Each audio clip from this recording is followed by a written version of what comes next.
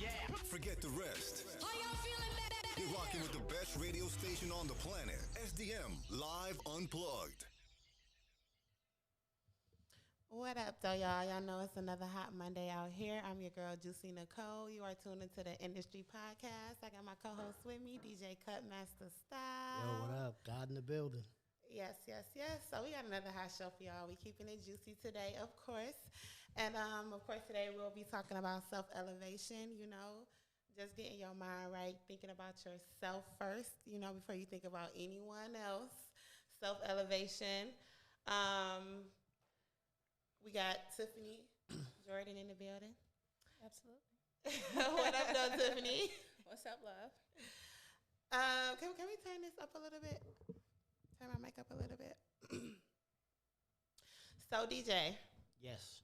How important is it to have self-elevation? Well, I mean, you're born into the world single. You know what I'm saying? And you're going to die single. So, I mean, everything should be about self-elevation. You know what I'm saying? I mean, as a person, you grow. I mean, it doesn't mean that you don't help people along the way, but you should always come first. If me and you are going to fall off a cliff, you're going to help yourself. You know, she's going to be like, Style, hey, look, I love you, but this shit, you're going to do what you got to do. It's all about, you know, self. It's not a bad thing. You know what I'm saying? Sometimes selfish is not a bad thing. It depends on how it's used. My opinion. Absolutely, yeah. It's definitely not a bad thing. Some people can perceive it that way and call it selfish, but I think it's just, you know, sometimes you have to worry about you, because if you're not right, then how can you help anybody else, you know, around you? So I know, Tiffany, you're into real estate, so I know, and you're also into credit repair, right?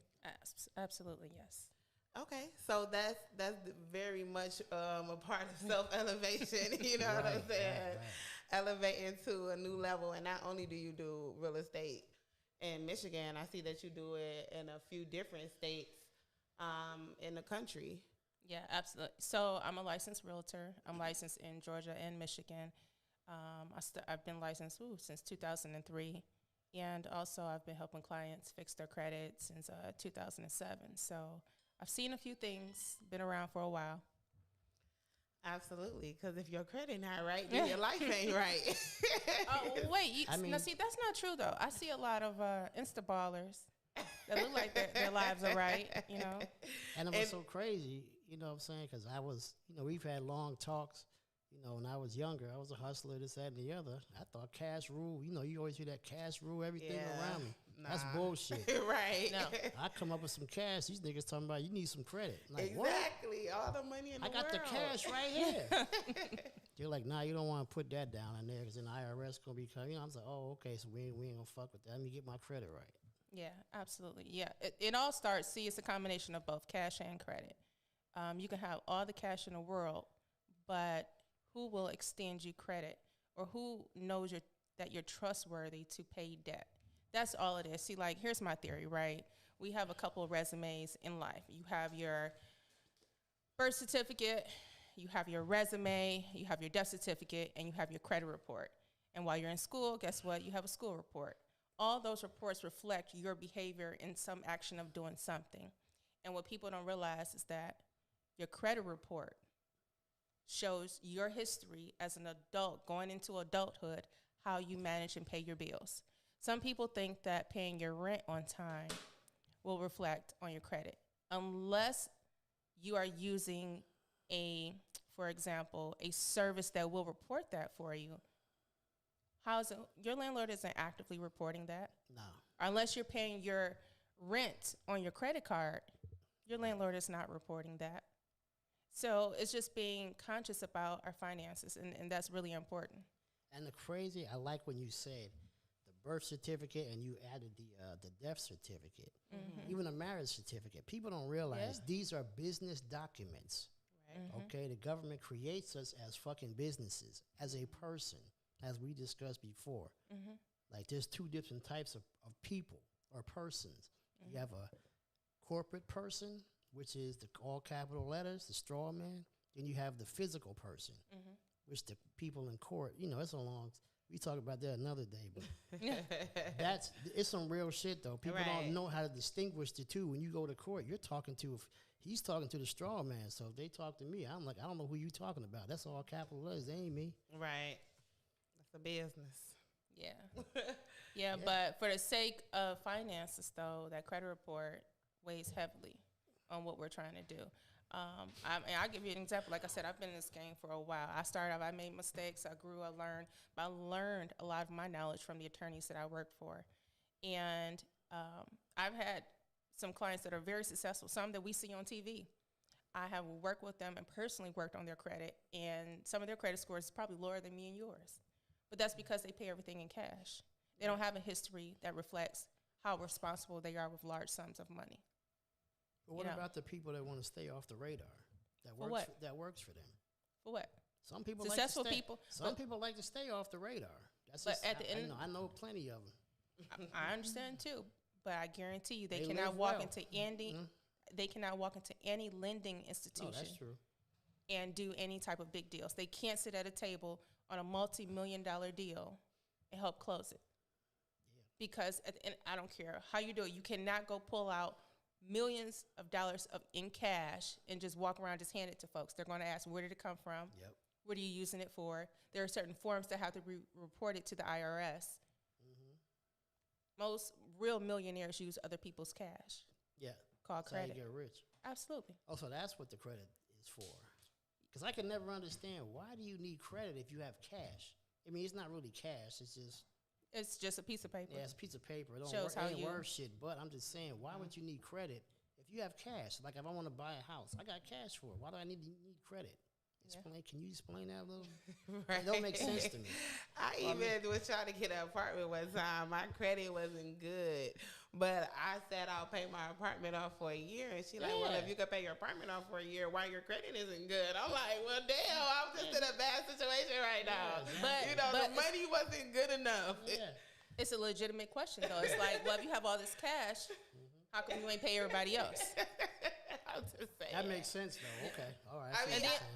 And then the thing, too, with people with limited credit, if you have absolutely no credit, and I know some gentlemen that I call street pharmacists, very, very well, nice people, street pharmacists. Well, you are in your late 40s, early 50s, and you have zero, no credit? Exactly. How is that even possible? How have you managed to live on this earth 50 to 55 years with no credit? Off the radar. But he has problems now. I have multiple clients that are like that. They got problems now. Yeah, you do. They can't walk into a dealership. If you go put $70,000, $80,000 down on a car in cash, I guarantee you'll be sitting there for a while they fill out this paperwork and find out who you are. The Fed's gonna be there. Yeah. You say the Fed's gonna be pulling up. Yeah. You better drop. You better drop 9,000. Anything past 10 grand, they calling them motherfuckers. All you gotta tell me, listen, my name's Chocolate Thunder. I make it rain, or they make it rain on me every night. Yeah. Listen, I got a sugar mama, sugar daddy. You better say something. Yeah, you know what I'm saying? It's just crazy. Yeah. It's so hard. I mean, it's so easy to mess your credit up, but it's so hard to fix it. Reverse the, bad decisions you made, because just because you made a bad decision one time, that don't mean that's the end of life. Right. Especially with these bankruptcies. So can you talk to me a little bit about bankruptcies and So listen, I want to dispel this myth. I have a lot of clients that will call me and say, you know what, I'm thinking about filing bankruptcy. I was like, oh, well, how much debt do you owe? $7,500, $10,000. Well, when you about to get sued for that $7,500, and your check about to get garnished, I mean, bankruptcy, you can't afford to let them garnish you or even make a payment like they want you to regularly, because at this point they suing you. You done got served at your door. Right, you know what I'm saying? So now you like... Your check gonna be looking like that. Right. So now you have no choice. Or if you in that situation, that's why a lot of people do file bankrupt and like, okay, well, I'm not about to get sued. Let me just throw all this into bankruptcy. But $7,500, if you pay, $600 a month in rent, you basically just pay that off. If you pay more than $600 in rent, which a lot of people do, you can basically pay that debt off. And the debt collectors want their money at the end of the day. You can always negotiate before it gets to court, especially when it gets to a collection company. If you're dealing with the right attorney, You can spend, $500, $750, maybe $1,500 to get the right attorney, send the right letter out, and that'll take care of that debt. Now, I'm sorry. Mm-hmm. I just wanted to ask you a question. That's something I always wanted to know about. What you want to know Debt about? collectors. That bullshit. No, the reason I You say bothering that, me. You nah, harassing the reason me. I'm saying that is, say I owe, I don't know, Macy's or some shit, Yeah. and I don't pay them. Okay. Okay, they sell my debt But or the debt to these other creditors. I don't owe them shit. I ain't signed no contract with them motherfuckers. How do I owe them? But see, here's the thing. Did that person buy the debt, or are they servicing the contract on behalf of the original creditor? That's what's important. That's what you have to find out. Because that's two different ways to attack that situation. If I just hire, Juicy, call these people and collect my money for me. I pay you a nice little commission if you do it. Mm-hmm. Versus you say, Tiffany, where's your book of bad debt? Let me buy your bad debt at like 30 cents on a dollar, and you done with it. Write it off. Yeah, those are two total different situations. Okay. Now, which one is usually the situation, though?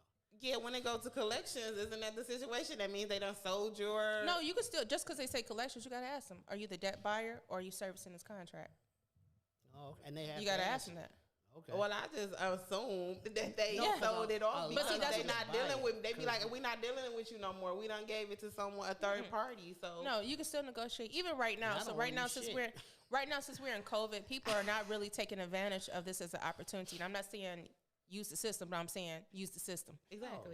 They use us. Exactly. Damn sure gonna use the system. Hell yeah, that's the perfect time to use the system. But what I'm saying is,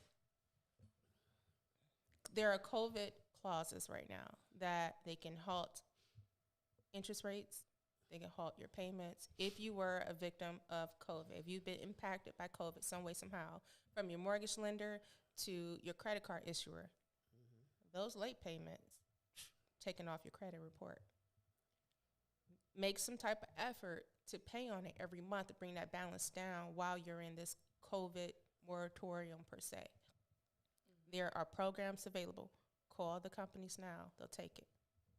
Even if someone calls you right now, like a bill collector, I will always suggest people send them my way because I'll just have my team jump on it. We'll knock it out, get it off your credit, work on it.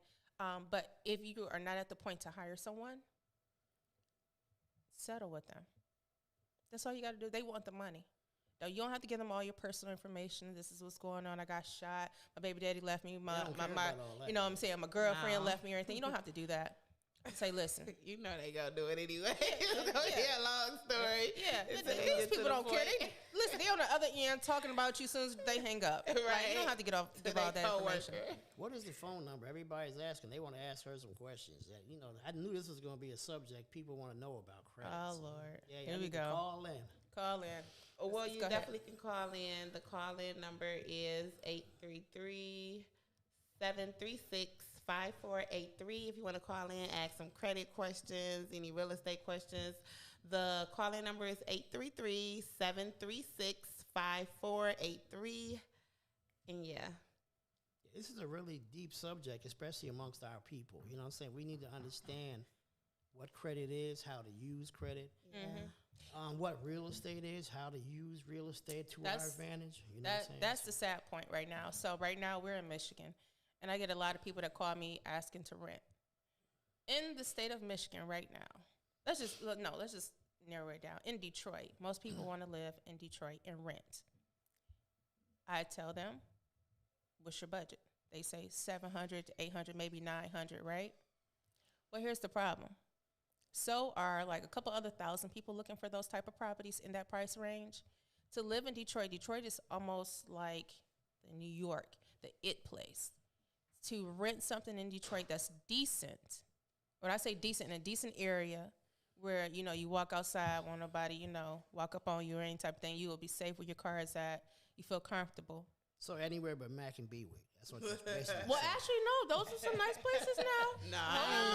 Mac and Bewick. I got some people. Nothing nice. I have a set of clients that's from Argentina that flies up here for 3 months at a time, and they buy anywhere from 5 to 7 properties over on 94 and Connor area. But back to what I'm saying is, in Detroit, the average rent for something really nice, decent, that you would like to live in, you're going to pay about $1,200 to $1,500. Like, let's just be realistic. The stuff that's less than $1,000, it's not the best. It is something like off, you know, I don't know. It's got a leaky roof. It's going to Yeah. have some rats and roaches, you know what I'm saying? Yeah, the landlord is not really, the landlord Holes in doesn't the really floor. care too much about Yeah. the maintenance upkeep. They're looking at, are you going to pay the rent on time and be consistent? You know, it's a different type of landlords that are out there, but it's not a huge abundance of properties in the price range for rent from $700 to $1,000. It's very hard to find that. Question. I've had a lot of people come to me. I don't know, but you might have heard it too, Juicy. People saying, you know, I got a landlord. I pay him this, that, and the other. And about 6 months later, they find out this nigga don't even own the crib. And then That's a lot of those. So how is it better to go through you or just Yeah, to find a private owner? Because I how do had you to tell? deal with that before. You know, someone Yeah. was living out the equity on their home, and they was, you know, the home, they just came and put me out. You know, Yes. like. You lying. No, I'm not lying. Took You know, your you money. paying, paying rent every month, and the bad part about it is it's a family member. But we was paying, you know, my family member every month. And she told us, like, you going to be good. It's good because she was in real estate. And, you know, she basically just fucked us over. You know what I'm saying? But she was living out the equity of her house, and she knew it was going to be gone within a year or two. So was it gone due to foreclosure or gone to them selling it to someone else or taxes? I mean, see, the problem is she told us this was her house, and we paying you rent. You know what I'm saying? That's the problem. So when them people come with them big red bins and they knock on your door, you don't give a damn who the house go to. You just know that you have to leave at this moment. You don't know if they got lost. I'm sure it probably was lost to foreclosure. She was living out the equity on her house. Okay. So I wouldn't say it was the equity of the home. It's probably she was going to court. They were doing a foreclosure. And once they go down to court, they do the eviction process. That's pretty much what probably happened. I don't want to speculate. well, it was later found out that she was living out the equity, and she knew that she was going to have to give the home up. Okay, so yeah, okay, yeah, because living out the equity, you have to pull the equity out the home out of cash, and then lose, stop making payments. If you stop making 3 to 6 payments, clearly stopped making payments. Yeah. She clearly stopped, but we was making payments to her. Is there some way she could get her money back and do a suit? Unfortunately, no. She can personally sue that person. I'm not an attorney, so I'm just giving my opinion. I want to state that before everybody start hitting me up. Not your professional opinion, just opinion. I don't need nobody suing me. Like Tiffany said, no. No, you could have went down to the court and filed a stay down there because you do have tenant rights. They could at least give you like 7 more days. But no, the only way you're gonna get your money back is if you personally sue her. Have you had did you have a contract or an agreement, a lease agreement? No, it was family, of course. Yeah, it was my first cousin, and it wasn't, it was right after the funeral, and you know how you meet up with family, you talking right after the funeral and shit, and then you thinking you good, it's family, like, your sister's daughter type, like first cousin, so. That's okay. So I got a whole program behind that called Couples and Credit. I'm bringing out Couples and Credit. Oh yeah, I'm getting deep, and I got a whole chapter on that, on doing business with family and credit and co-signing. Yeah, that's not a good idea either. Yeah, it's like, listen, if I like you, I'm like, no, I like you, and I can't do it for you. I'm gonna show you how, but I can't do it for you. But in that instance, in your situation, you could have went down to court. Say, hey, I am a tenant here. I have tenant rights, and they would at least gave you about 7 days with that. If you're going down to, if that was in Wayne County. I don't know what county it's in. Everyone operates differently. Yeah, it was in Wayne County. This was in Rosedale Park over there. You could have went down there and filed a quick stay, and then would have had to go to court. They still would have evicted you. They still would have put you out because they don't care about that. But you would at least had an additional 7 to 14 days. Put on the judge. Yeah, when them policemen at your door with them bootstraps, they don't even want you to pack your shit. They're moving you. If you leave, then you basically just abandon your house. So it was like a wrap when they get to knocking at your door. Yeah, with them bootstraps. So it's so crazy how tight the law is. How there's a blurred line sometimes. Like I watched this movie. It was Michael Keaton. It was years ago. He moved into this lady's house when they weren't there. He moved all his shit in. She could not evict this motherfucker because he had, as far as the police saw, he lived there. He got all this stuff in there. How he get all this stuff in there? She said he broke in, but by law they couldn't put him out. It was a good movie. It made you wonder. What's the name of that movie? I don't remember. It had Michael Keaton in it. It was deep Michael though. Keaton. You might know about it. It was in L.A. or California, but it seemed like something that was, he had all his stuff there, so they were saying he lives there. It's just like you done broke in my shit and brought your shit. I ain't with never you. heard of that. But It did. I called the police and you is can't that leave. how it is with like an abandoned house? If you have all your stuff in there, people move in there. They're called squatters. Yes, you do have squatters' rights. I think you have to understand the law. Yeah, I think that's what he was But saying in the movie. you have to understand that when somebody pull up to their home in the city of Detroit and they say get the out, and you still say you got your squatters' rights, I mean, I just say, good luck for the night, You better have a big drum on that AK. Good luck for the night, because I wish somebody would. You're going to have to protect your belongings as well, too. Because when they throw it in there, that dumpster stays there for 24 hours, and then after that, done. Exactly. You know what? So going forward, though, I always recommend someone to work with a realtor. That way, the realtor can do the due diligence. They can contractually protect you. That's the purpose of hiring someone licensed, because this is their profession. That we have access to more tools than normal folks that's out here, so allow us to jump in and help. Zillow. How can you tell a real?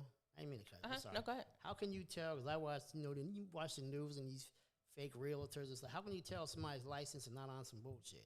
Just because, right? Because I could be a realtor tomorrow. Yeah, if I, Juicy's a realtor now. You know what I'm saying? I done put my little profile together, and that's what it say. Because that's the only thing I see is you work as a realtor. If you just on some social media want to be a realtor. Because I've seen a lot of that sometimes. Yeah, you see that imposters. white guy on there, like Hall of Shame. Imposters, yes. Imposters. Really? Yeah, I've never seen fake that. license and all that. I don't know how they. So the way you can do it with any licensed profession, you can go to the Consumer of Industry Services and go on the website and look at, because when you get licensed, it's licensed by the state.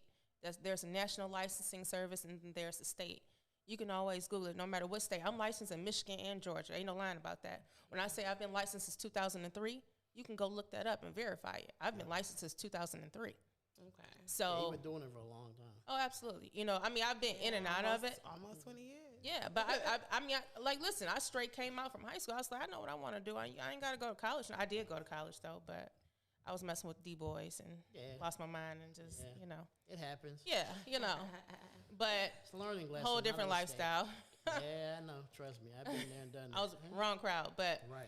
No, I've been licensed since 2003. But in any licensed industry, whether you have a CNA, a phlebotomist, or any type of industry where they have to go get a certification, you can Google it, find that state's licensing board, and go in there and verify their license. If you have the person's first and last name, you can pull it in there.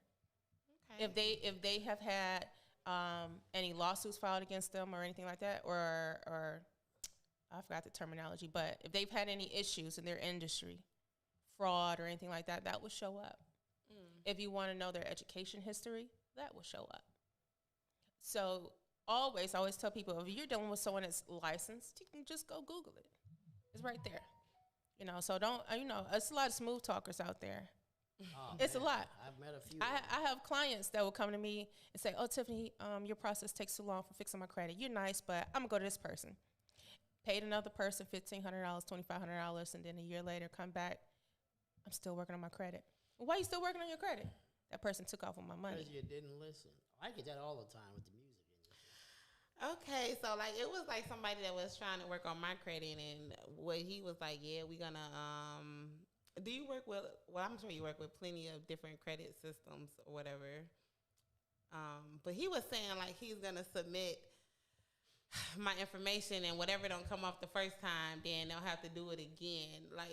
Do you know what he was meaning by that? Because I really didn't get off into it, with him. I was just asking him a couple questions, but is he basically writing letters, you know. Yeah, so to these generally people? that's how it goes. So when I work with my clients, I like to tell them this is not an overnight process. You didn't just get in debt. You didn't just get bad credit within the last 30 minutes. You done had it for like a couple of years, right? So to fix it, it's going to take a few months. That's just being realistic. And if someone tell you otherwise, don't believe them. Fuck them. Right. Keep going. Take your risks.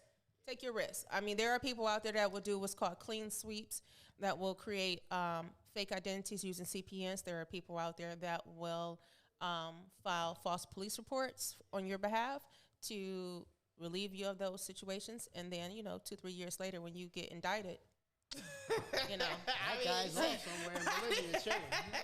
And he's going with your money, I heard and I didn't know nothing about it. I'm telling you firsthand stuff. True. I do have a relative that hired someone. I mean, because this is some very personal, sensitive information you have to give these people. They be wanting your whole social security information, so it be very, very, you just have to trust the person that you're dealing with. But always ask questions though, like, hey, what does this price looks like? What does this process look like? What are we doing?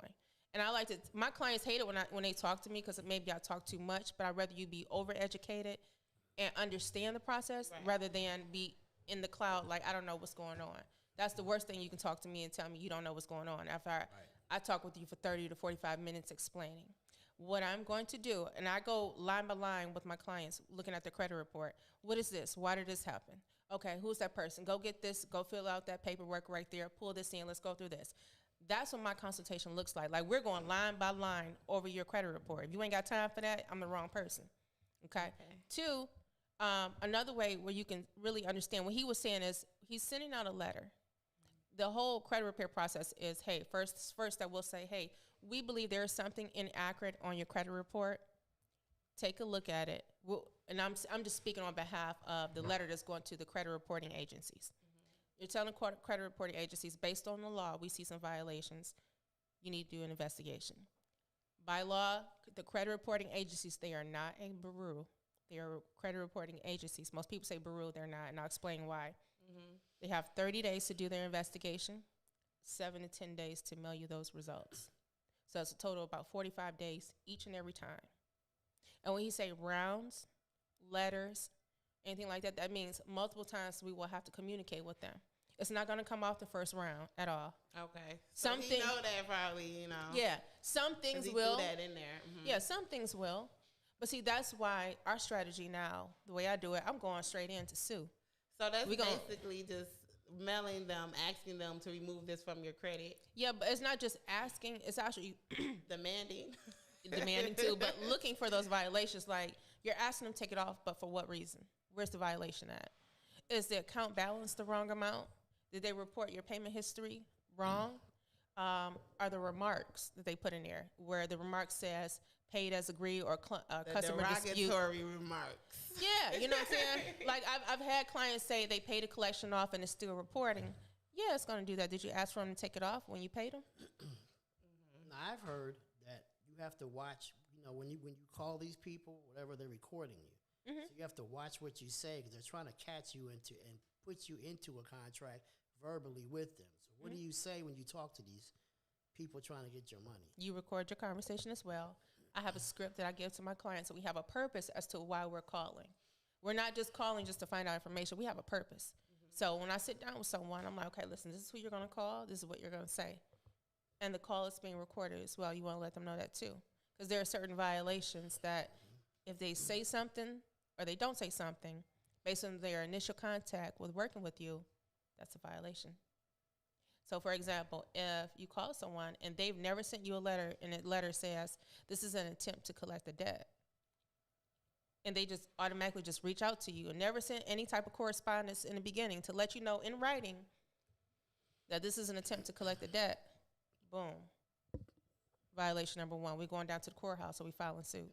Now, what I did years ago, of course, somebody told me this. He said, if you don't have no contract with them, you write them a letter and say, who are you? I don't have any written contract with you. If I do, send me the paper of the contract that I signed with my signature on it. You can do that. And if they can't do that, they have to take it off and through. Well, like you were saying, in 30 days. I wouldn't say that. I wouldn't say that, but you can request So the actual what is contract. the ultimate? You must take this off my credit. It's my credit, and I want it now.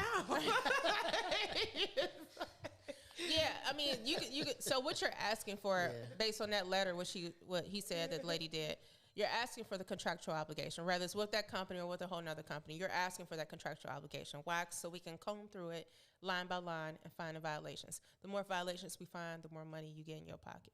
See, they don't understand. We're setting them up for the overlay for underplay.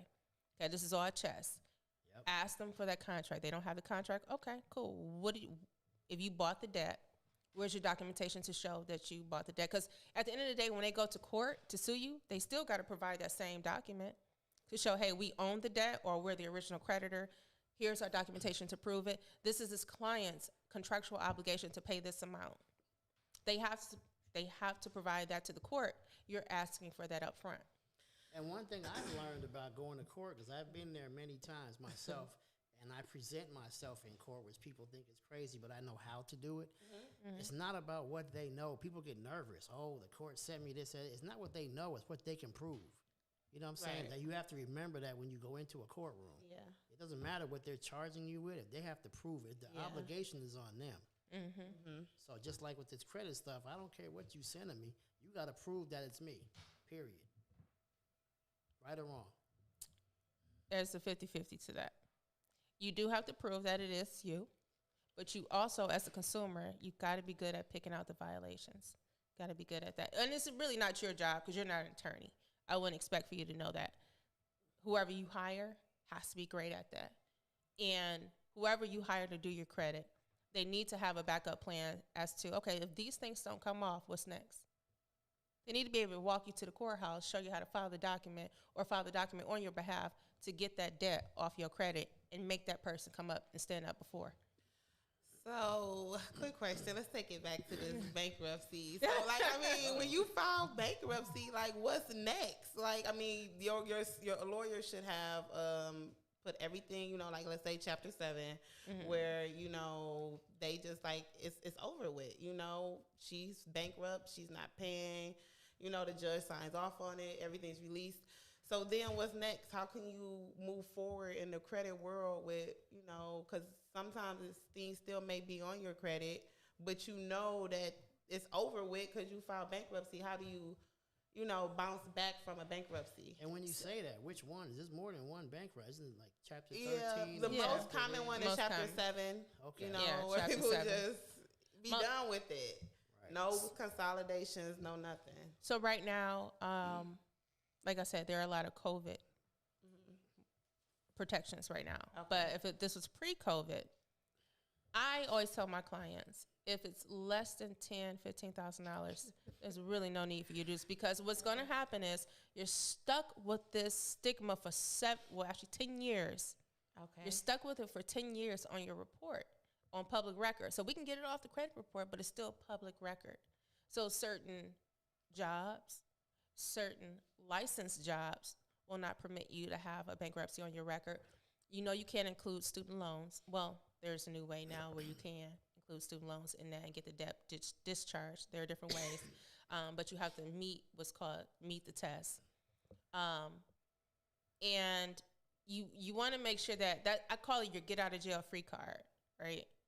If you have a debt that's like $20, $30, $40, $50,000, boom, I understand that. If it's less than 10, that's something you can work out, in my opinion. That way you don't have to deal with the situation of having this BK on your record. More so talking about like it's already done. Okay. They already filed bankruptcy. So how can they bounce back from a bankruptcy? You want to start establishing credit. You got to start establishing credit. The secret key to getting credit scores above 700s, you need at least 3 to 5 credit cards, mainly about 3. 3 credit cards. Do it matter if they secured or unsecured? That does matter. That does matter. So 3 credit cards with limits of $3,000 or higher. Okay. That's the secret formula for getting you to 700 credit scores. You want to have perfect payment history, but you want to get credit cards, lines of credit, revolving line of credit that have high limits. $300 cards, $500 cards don't work. The first place that you can go, I have a company I deal with. It's a jewelry company. They get all my clients to $5,000 limit. Right, That $5,000 limit, I make my clients buy something from the company and it reports. Keep that. You're going to keep it forever. It's $100 for them to report every year, but you're going to keep that. Why? That $5,000 line of credit is stronger than that $300 Capital One card that you applied for that you had to put down $250 for. That's garbage. That's a waste of money. This $5,000 limit, now within 90 days, I'm able to go walk my clients, go get them their introductory credit card. A real credit card with a limit of anywhere from $1,000 to $1,500 or more. Okay. That's what you want to start doing. So you want to look at introductory credit building cards. They're going to have higher interest rates. And I only tell my clients use 18% of the balance. Don't go over 18%. Some people say 30, some people say 50. Nope, let me give you my reason why. 18%. So say, for example, who's my mathematician in here? Good. Okay, he is. Go ahead. So we got $1,000 credit card, right? What's 18% of 1,000? 180. $180, right? Cool. So that's our 18%. You're not supposed to go over that. Let's just say you miss a payment, right? But it hasn't reported 30 days yet. Now you got interest on top of your payment. So that 180 is now what? 190 because it's a $10 in interest plus a $35 late charge. So now you're almost at $200. So 200 of $1,000 is what? Now you're getting close to that 30-40% mark. If you use 50% of that and you missed the payment before, no, you ain't at the good rate. The good rate, if you use 50% of your credit card, that ain't good. I tell people only use 18% because you got to think about the fees that they're tacking on top of that. Everybody's not accounting for that. Everyone says 30%, 40%, use 50% of the card, you're good. Absolutely not. And it's a scientifically proven fact. I've done this for many years. The moment you go over 18% of that limit, you're going to see a big drop in your credit score. I don't care if you use 23% or 30%. Okay, I guarantee you will see anywhere from 30 to 47-point difference in your credit score. So what you're saying is if I get a loan for $5,000. Not a loan, because a loan is different. That's an installment. That's an installment. We're talking about revolving line of credit. Okay, revolving line of credit for $5,000, and it has 18% interest. The 18% is what I have to. I shouldn't go past that. I didn't say nothing about interest. I said limit. If you got a $5,000 limit, what is 18% of 5,000? Don't go past 18% of 5,000 of your usage or of any usage. If I give you $5,000 and I say you go and take 18% of this $5,000, $900. So don't go over $900 on a $5,000 limit. You go over that, your score is going to dip. If you go over, you better pay it off before they report. And that's another thing too. I make my clients. I was just about to say that. Like, don't you be good if you pay off it before? Yeah, if you pay it off before. Absolutely. Before they report, you're good. But if you pay your minimum, you're not good. If you, the minimum of what? If you went over your minimum balance, your minimum payment per month. But where's your balance at? Are you over 18%? Yeah, you're over 8%. You only pay your minimum balance. Your score is going to drop. Absolutely, absolutely. It's you end up paying interest too if you just pay the minimum. You're gonna pay interest regardless. Who cares about that? Okay. At the end of the day, we're trying to get to the big bag. The interest at the end of the day kind of like don't matter in the beginning because you're building, you're rebuilding. After bankruptcy, you're harder. No one. Okay, let me rephrase this. After bankruptcy, everyone's going to give you money, right? Because they know you can't file bankruptcy again for 10 years. You're stuck, right? Your first 1 to 3 credit cards, and I mean credit cards, not line of credit, credit cards, your interest rates are going to be high. They're going to be stupid. But after those, you get to pick. If you play the game right, you can pick the cards you want and get the lower interest rates. The people that get the lower interest rates, they've shown a responsible paying history, credit history. Credit history is how do you pay and utilize this money that's been given to you. That's all it is. So I make my clients get an Excel spreadsheet, get a Google, a Doc, however you want to keep track of your stuff. If you have credit card number 1, your bill is due on the 10th. I make them in front of me, call that company and find out when do they report to the credit reporting agencies. And it's usually on the day by 4 or 2 o'clock of the day of your statement prints. So if your bill is due on the 10th and they print your statement on the 14th, whatever is the balance on the 14th, that's when that is what they are reporting to the credit reporting agencies the next day. So I don't care if you max the card out. If you pay that bill before the 14th, even though it's after your 10th, but you pay it before the 14th, guess what they're going to report? Zero balance. Because you paid it off before the statement printed, before they report it to the credit reporting agencies.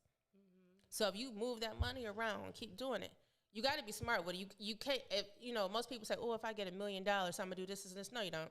No, you won't, because you're lying. If I get $1 million, I'm going to do this and I'm going to do that. Yeah, you're lying. So, because here at the end of the day, how can you know what you're going to do with $1 million and we can't handle 5,000? I know I ain't gonna have no fucked up credit if I had $1 million. That's a damn show. You know what I'm saying? Right. I know we saying money ain't no ruling, but my credit gonna be all the way tight with $1 million. Right. Well, but see, here's the thing though, because you're gonna be like, why borrow credit when I can pay cash? And see, that's the mindset. We at this table know that credit is power, and we know power is better than money. So ain't gonna be broke with $1 million. Listen, I know people that and I'm not snitching. Yeah. I'm just saying, I know folks that's COVID rich. Oh yeah, we know. Everybody know a COVID rich motherfucker right now. There's a lot of COVID rich people. You pandemic rich? Okay. Yeah, everybody COVID rich, but the problem is they didn't take that COVID rich money and double up. No, they didn't. They could have took it. Yeah, they could have took it and fixed their credit to go secure a large line of credit. Yeah, so when we out of this pandemic, they can walk into the bank and get a commercial business loan or a commercial loan or either a large personal loan to go secure a commercial building and buy it free and clear. And now they have an asset that's $300,000 worth. Free and clear, and they can take that to the bank with cash or no credit all day because that's an asset. Right. It's how you properly position yourself. That's all. It's time to get the bag. You got to be smarter with the bag, It's self-elevation. You got to elevate yourself. You got to think smarter, not harder. And paying for cash and not building credit is definitely thinking harder. Now, do you think that financing a car is a great way to build up your credit? Absolutely. As long as... You're right. If you don't get repoed, see, that be the problem with financing a car. You get tired of paying for it. It's just you can't get tired of that and then get a mortgage. Because here's my thing about mortgages, right? You are committing to paying an institution for 30 years to live in a place. Whereas right now in the city of Detroit, we have houses that are $1,000. You're committing to paying someone 30 years. Whereas you can go get a El Cheapo house, suck your pride in for like 18 months, live in it, and rebuild it, and now you own it free and clear. Yeah. That's crazy. Like, I have people that will come to me and say, I want to get a mortgage. I'm like, in my mind, I'm like, dude, like, you got a pile of cash. You got decent credit. I understand the game. I understand it. But, it's positioning yourself, because you will never, like, your job doesn't commit to you for 30 years. No. Your business is what you put in it, right? Every day, right? But anything could happen, and we don't necessarily plan for those what happens scenarios. If you, God forbid, but if anyone gets sick, do you have a key man policy set up for someone to jump in and run your business the same way you would if you're not around, if you're not able? So we're not properly positioned in those manners. So I'm telling folks, like, listen, it's about building assets. If you're going to get a mortgage on something that's an income producing that you can use for yourself and live in it. Now, this is something I want to ask you, because I do my own research. As you know, I'm a real deep dude. Yeah, I know. Yeah. Oh, my God. I had me on the phone 7 hours. I was like, dude, I done took a shower. And look, as you already know, mortgage, I break down words. You know what I'm saying? I don't just listen to what somebody tells me. Mort. M-O-R-T means dead, like mortuary. That's a dead document. That's a dead, what do they call that? So the best way I can say this, people get these mortgages on these houses and think they go doing good, they paying this and that and the other, and they pay the house off, but you never own the house, because if you don't pay your taxes, they take it. If you own the house, they couldn't take it. How can you own the air and land above and below, so they can't take your house? Because I'm not into the the mortgage thing is deep. I've had court battles with all that kind of stuff too, because I know the wordplay and the bullshit they're running. You know, a mortgage is a dead instrument. Okay. Money is a instrument. You know what I'm saying? You know that part. Is there some way that you can save your home? Because you know they're running game. They're not giving you no money up front. You just paying. You trying to make me lose my license? No. Okay, I'm just asking the question. No. You can always say you don't know. You know what I'm saying? I mean, I plead the fifth. because I you know what I'm saying. No, I want to know the game. No, because there are certain things as a licensed professional, like we talked about, that you can't talk about. I won't say we can't talk about. We won't. They won't give those Jews away. You know, it's because the perception of once you get this license, anything that we say to the public, if a public person, someone out in the public, hear this conversation that we're having, and I stopped my video real quick, but if I say something against mortgages, or if I say something about what a mortgage is and break that down, and someone goes and does an action based on what I'm saying, they can always come back to sue me because guess what? I have that license. Because you that's just like Dr. Fauci. Yeah. Like, you know what I'm saying? Like, that's why they went on stage and told the person that was running the country, don't say drink bleach, because if someone drinks bleach, that, you know, so. It's so crazy how it's a double. Once you get a license, it's just like a CPL license.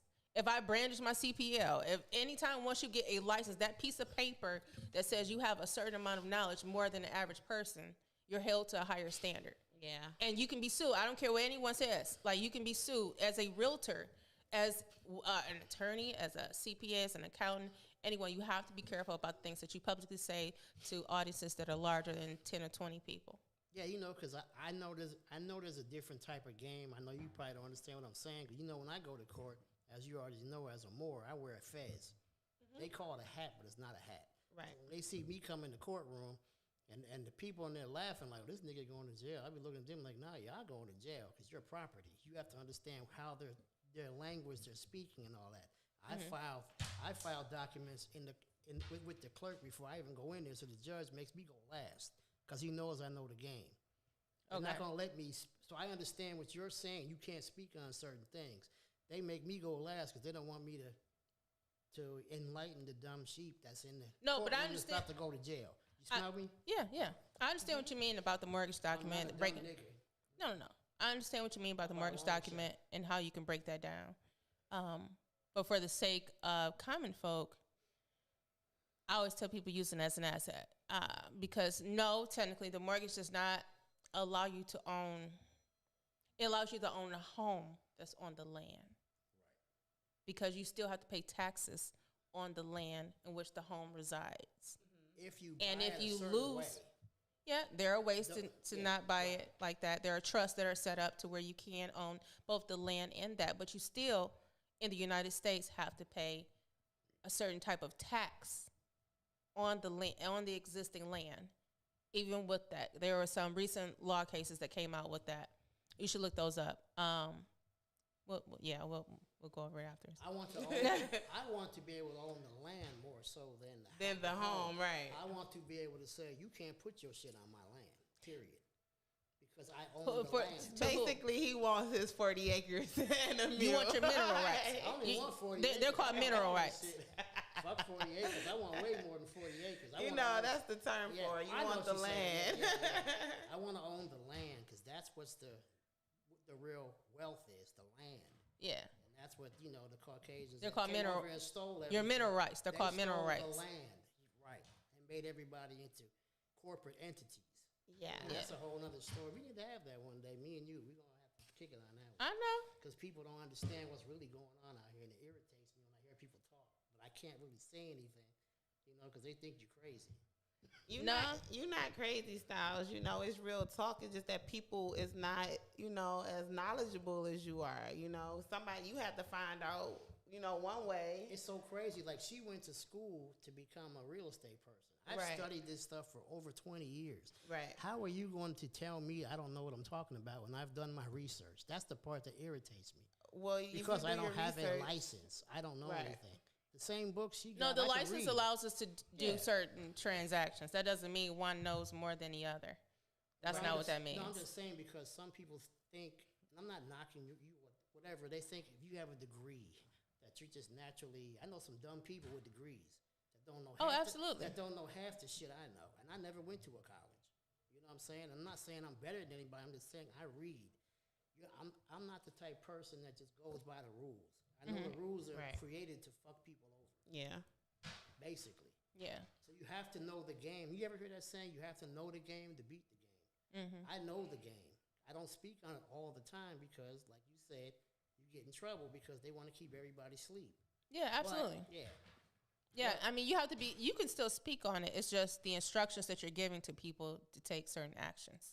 Well, we can say whatever because we not licensed, so we can say whatever the hell we want to say. You know? Yeah. Look, I'll just text you what you need to say. Okay. Yeah, I just can't say. I just can't say it's law. I can't say it's legal advice because legal and lawful is two different things. Absolutely, right. They are two totally different. Some people don't know that though. Yeah. What's lawful might not be legal. Exactly. You know what I'm saying? Legalities go with corporations. Like the police is a corporation. That's some whole other thing too. They own you. That's why they ride around and they watch the plantation. Yeah. No, I'm serious. They really truly own you. We are all owned by the state that we're born in because of the birth certificate. It's a long story. So that's why people say, how can you tell me what to do? They own you. That's how. They definitely all capital letters, you have to denounce that. And that's a whole nother conversation. But you have to know it's real. You know what I'm saying? Like it's definitely real. You're a grown person, you know, and we're all gods. We're all here to serve our own purpose, but they created it where now we have to do what they tell us to do because they own you on paper. Once our mothers or our fathers sign that paper, anything you sign is a contract. Just as long as you remember that. Anything you sign. Everything that you sign. And just know that all capital letters is not you. You willfully admit to it. So that's how they screw people. If you just tell them, that's not me. Try to write your name in all capital letters in cursive. It's not going to happen. Try it. Right. It won't work. So real estate, you know, I'll get back to I didn't want to take us out. I'm going to put us back in the matrix for a minute. And I took y'all out for swing a second. it. Nah, that's cool. That's cool. So what advice do you give us for real estate?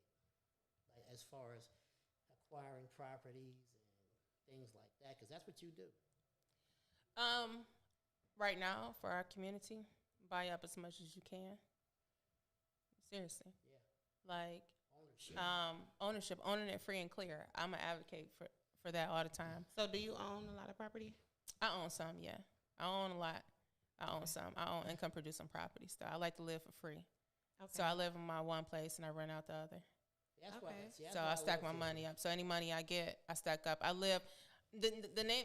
What I changed about myself was, although I like nice things, living below your means is always the best. It's nice to be able to just to boss up and just blow. I'm about to blow 20,000. Yeah. Because I can. Oh yeah. And not miss a beat. Yeah. You know what I'm saying? But that comes with serious discipline. You know, it's living a lifestyle that's not so glamorous at first. Yeah. You know, because I'm still young, you know. So I'm like, well, I'll get to that point in my late 50s where I'll have the big house, the mansion, and things like that. But right now, I like having a pocket full of money. Right. If I want to go on a trip, if I want to do something, I'm going to boss up and do it. If I want to take my friends out, we're going to do it. Yeah. Because that's what 25-year-olds do. I mean, well, I ain't 25, but you so do look it. You're only 26. You're all right. No, I'm pushing north of close to 40. Oh Lord, well damn, you look good for that age. Thank you. Yeah, no, I'm. It's the money. That's what it is. Hey, look, people. No stress. I got I just found out I got 2 gray hairs. Look, people always say that. Oh, it's not all about the money, and money ain't everything. The only people I hear say that shit are poor motherfuckers. Listen, the only money. Motherfuckers I ever hear say money ain't everything. Bullshit. Money can change what you eat, what you have access to, what you can do in your life. Right. Listen, I tell people when they ask me, what do you do? I don't just say I fix credit, because guess what? I'm like a god almost. I can change your life. I can change the type of car you drive. I can change your zip code. But do you know what to do with it? Right. I can do all these things that you are looking to do. Boom, boom, wave a magic wand, give me 90 days. Boom, I can change your life. But then what? Right. Like, then what? Like, you know what I'm saying? I got a client that called me today. Got a caddy truck. Can't afford it. Got a $600 note. Can't afford it. His house is $400,000. That's just a no. That's not even insurance. And I ain't getting no new truck without no new insurance. Right. For sure. So I had to sit down with the husband and wife and break the game to him. I said, listen, you got a lot of debt and not enough income coming in. How do we switch this up? And I sat down and said, listen, you know you can take your truck and go rent it out on the days you're not using it and go make some money from that, right? I sit down, listen, if you want to know how to make some money, I'm going to show you how to make some money, but you got to be willing to suck that pride in and do what you need to do. I said, husband, since you ain't on documented income, your wife is, you need to be driving Uber. But that's documented income coming in. You know what I'm saying? Because he has zero credit, no documented income, but he makes cash income. We'll leave it at that. She has documented income, bad credit. It's a whole bad combination all around. You know what I'm saying? So how do we, you know what I'm saying? I'm a life coach, but really I'm supposed to be fixing your credit and help you buy a house, but I can't help you do that until we change the mindset. You know what I'm saying? You got the $600 truck. Why? What do you need it for? Well, I liked it. No, you got it because everybody else riding around in them. They look nice and they make you think that you're a baller. Let's just call it a spade what it is. Yeah. What's the difference between a caddy truck and a Toyota and a Honda? Yeah, they both get you to the same destination. In our community, we've been brainwashed to think that is wealth. I've been around billionaires. I've been around millionaires. They don't drive the vehicles we drive. We drive better cars than them, and they got more money than us. It's just a mindset. Like I tell people, when I sit down, to a mansion. Yeah, right. But not even not even really a mansion. I know a lot. Yeah, not like you would think. Like like Rick Ross has or something. Right? No, they would never live in that. No. Think about it. Rick Ross' house compared to Jeff Bezos. Bill Gates. You know what I'm saying? Bill Gates. Yeah, he probably rides a Ford Focus. No, he rides a Cadillac, an old Cadillac. Yeah. A caddy daddy. You know what I'm saying? You'll never know. But let's just keep it real though. Like, you're right. Look at that mindset though. Yeah. One has more liquid cash than the other, and one lives a more graduate lifestyle. That's not even a word. A more out there lifestyle. I'm making up my own words, but you know what I'm saying? So glamorous, I think what you was trying to say. Grandeur. I was trying to say grandeur. Oh, okay. That's my braces, you know. But look at the mindset, though. You know what I'm saying? I think until you reach a certain amount of income that's coming in, when you can wake up and that income consistently comes in, I think we need to live a more modest lifestyle. Now, this was some real stuff. You know, ain't nothing wrong. Listen, our grandparents, think about it. Our grandparents made way less money than us and maintained a household with a bunch of kids. 8. How? I don't know how. How? You know what I'm saying? Some of us are very fortunate. I got clients that make over $80,000, $90,000 a year and be broke. Exactly, yeah. I'm like, and they like, I can't take care of these 3 kids. I was like, but my grandmother only made like $30,000, if that. Took care of 8 kids. What's you doing wrong? What's wrong? Right. You know, no, it's our priority. So when I kick it with my clients on the credit side, I'm like, listen, this is what's going to happen. You're going to start getting all these offers in the mail. Don't apply for them. Let them come. What's your strategy? Anyone that works with me, the first thing that they know in the first 5 minutes of our conversation, I ask them, what are you trying to do? I have people look at me like, what you mean what I'm trying to do? I'm trying to fix my credit. No. What exactly are you trying to do? Are you trying to buy a house? Are you trying to start a business? Are you trying to pay off debt? Are you trying to relocate? What exactly are you doing? What exactly are you doing? I'm sorry, I got people texting me. They want to know. Hey, look. They got questions. Too? Yeah, people got questions. What's going on with the CPLs and all these trade lines and all that bullshit? Man, is that real? Because people tell me, I done got a house with it. Yeah, but from what I've researched, if you don't pay that shit off, your ass going to jail. So here's my questions, right? It's not an EIN number like they're social, like they're trying to use them for. Like I told you guys earlier, right? Any person that's licensed, you can go Google it, right? A lot of stuff you can Google. I think you folks need to Google, those that are interested in CPL lines, Google about the huge multi-state indictment on CPL lines that happened just recently. It was Detroit, Chicago, Atlanta, a bunch of states. Some people that actually had an office here in Southfield on Telegraph were selling them, and they were on that list. CPNs are, ask someone, where did you get it from? A CPN is made for someone that has to change their whole lifestyle.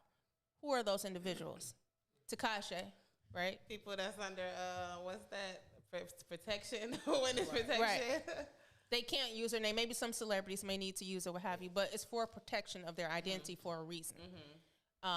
People that work for the government, they have to go and work for other government entities in other countries.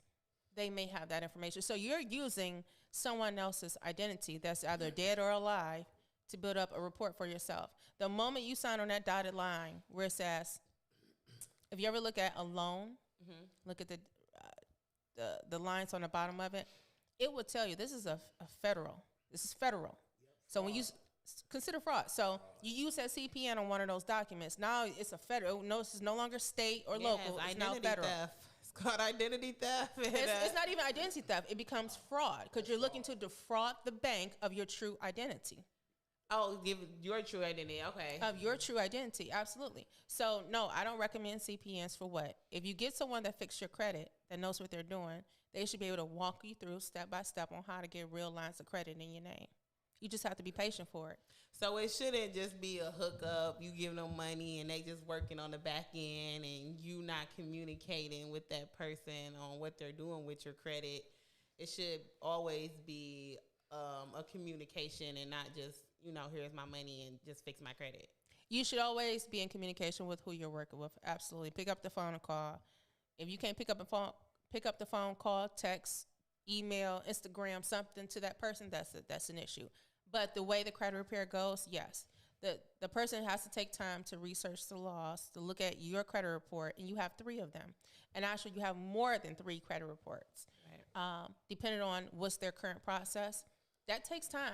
So, no, I'm not about to sit here and spend 5 hours to educate you, and then when you go home, you done forgot it. No, we ain't about to do that. But I am going to keep you in the loop as to what's going on. Hey, I sent these letters out. These are certified return receipt. I'll send you some letters that you may need to send out from your behalf so that I can do my part too. So you send out letter 1, I'm going to send out letter 2, and that my attorney is going to sign off on here. That's going on. No, I'm not giving you my attorney letter because he ain't about to give no random folks his signature for them to duplicate and what have you. Right. That ain't going to go down. But in the scheme of a credit repair, yes, whoever you're hiring creates the letters, they mail them out. You get those results in the mail. And the purpose, too, I always tell people, keep a credit monitoring service. We pay for cell phone. We pay for Comcast. We don't even use it, really. We pay for a lot of stuff that we don't use. Keep a credit monitoring service because it protects you. If you want to know what someone is doing in your credit, there it is right there. The moment something is updated, deleted, removed, or added, you're instantly notified. Like I tell everyone, I don't care what you do. If you keep nothing else in life, you got to keep car insurance, life insurance, health insurance, credit insurance is your credit monitoring service. Alrighty. That was some good information, Ms. Tiffany. That's definitely self-elevation and getting yourself together. Could you tell my viewers where can we find you if we need you? At the local strip club. No, which one? Tonight? Shit, let's go. I said I got to make that money, no. Hey. No, so you can find me on Instagram under Miss MISS Tiffany Jordan. You can also catch me on my website at Miss Jordan. That's MZJORDAN. You can find me on Facebook. I'm maxed out on friends, so you can find my Facebook page is Tiffany _ Jordan. So Tiffany Jordan, I'm everywhere, or Miss Tiffany Jordan. You can find me. I'm on LinkedIn as well too. I'm a little bit more professional on LinkedIn, obviously. Everybody is. Yeah. Well, no, you get a couple of people on there. I be like, girl, no. Most people clean it up though when they get to LinkedIn. Yeah, I just want to say I've told Juicy and a few other people, with my label I started, and I'm a client of yours. She's helped me out. Didn't even cost me that much. I think it was like under a couple $100 or something. $189. Like that. Yeah. I mean, if you want my credit's already getting better, and it was like 3 months, a couple months, or something like that. It's been a little bit over a month and a half. About a month and a half. Yeah. Okay, yeah. So this is April. So she put me up on so much stuff, to get my credit back. You gave you the 3 things to charge some things to pay them off. And she tells you how to do it. So I'm trying to have that 800 credit. Yeah, and absolutely. I'm listening to her, and she will get on me if I don't follow through. So she's really good. Yeah, they don't like that. But in the beginning, I make my clients pull all your reports, not just Equifax, Experian, and TransUnion. You got to go to factual data. If you're applying for a mortgage, we're going to use a certain credit reporting agency. If you have a public record, if you're trying to get an apartment, for example, there are different credit reports for different uses. So if you've had an eviction, right now to rent a home in Wayne County, most landlords, if you had an eviction from the 80s, they're not letting you lease from them. So we go in and we go clean that report out. So when they do a tenant screening report, it's no longer going to show. So it was so crazy. You was talking to me about the people that don't have credit and stuff. I'm guilty. I'm one of those people. She like, you really don't have no damn credit because I paid cash for everything. You know, yeah, I made him pull his check systems report. Yeah, I'm a cash and carry, but you made me realize it's not smart. So yeah, one thing too, I always tell my clients pull their check systems report. The reason why you do that is if you've ever held a bank account, a savings account, that's your banking history report. If you had any return checks, I know I'm not even gonna lie. Back in the day, I was young. I used to bounce them checks left and right. I'm like, oh, I can write a check, and it's gonna take 7 to 10 days before you find out I ain't got no money. Bad. Well, little did I know, there's a record being kept on that. Right. So every time you bounce a check, that's considered fraud. Absolutely. So we don't want to do that. So that might have been, 15, 20 years ago, but there's still a record of that. So we work and we pull that report to clear that up. So no matter what lending institution you go to, you clear with me. You can get a mortgage, a car, or whatever. That's why I always ask my clients, what are you trying to do? So we can help you accomplish that goal. I'm not for everybody. Everybody ain't for me. They might not like my style. Might be a little bit too ghetto. But listen, I'm gonna keep it 100 with you and just give you the pure facts. This is what we need to do to get you where you want. So thank you so much, Tiffany, for keeping it real with us on the Industry Podcast today and letting us know about that good real estate and how you can, get back into that credit repair. We are about to leave up out of here. You got any final thoughts before we leave, DJ? No. I just want to go with Juicy tonight. We're going to go buy up some properties. We're going to clean up this credit. Juicy going to probably get with you and get her stuff together. We about that bread. Look, we need to invest in some Airbnbs together, okay? For sure. That's a liquid gold. Yeah, that's definitely liquid gold. But I do want to, like I said, thank you again for coming. Thank you for having me. All my viewers know Juicy will be on a break from the podcast. Yes. So I will be back sometime. I'm not sure. Juicy got to go elevate her life. Yeah. It's all about self-elevation. I got my Keep It Juicy line coming this summer. I'm doing a real big casting call for models on May the 2nd. Also, I'm doing a real big casting call for this pilot I'm shooting for these networks. So I'm going to need all my actors to come down and Keep It Juicy with me May the 2nd. Hit me up for all the details. Follow me on Instagram, JuicyNicole26. Thank y'all again for always keeping it juicy with me. Shout out to you, DJ Cutmaster Style. Hey, look, I'm not juicy. I'm gonna try to hold it down for the time she's not here. So I know I'm gonna miss the juice, but what I'm saying, we're gonna hold it down. We're gonna keep it going. It's the Industry Podcast. Hey, don't nobody do it like the D. And you damn sure don't do it like me. Hey, stay tuned. Industry Podcast, Juicy Nicole, DJ Cutmaster Style. Tiffany Jordan. Make a move, make it matter. Yeah. Forget the rest. How y'all feeling? You're rocking with the best radio station on the planet. SDM Live Unplugged.